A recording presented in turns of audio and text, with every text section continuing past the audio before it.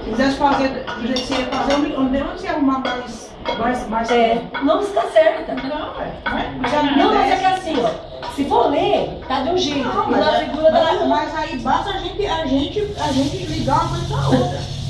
Olhar no desenho, não tem que olhar no desenho. Raspa essa pra Você tá filmando. Não.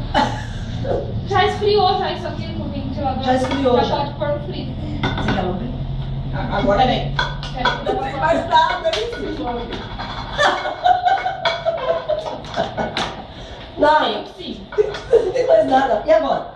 Vai decora com os morangos. Morangos? Simone, dá um bombom pra tia.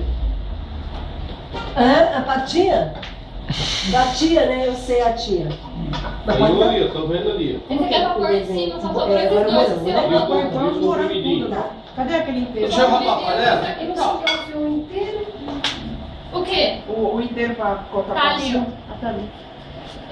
Agora põe os moranguinhos em cima. Só faz assim. Isso, aí. Vai lá, Morango. Rafael. Olha lá, O compromidinho a Simone. gente põe lá dentro. Olha lá, Simone. Dá um comprimidinho pra tia. Ele que quer. Ele que quer que inventou que é a tia.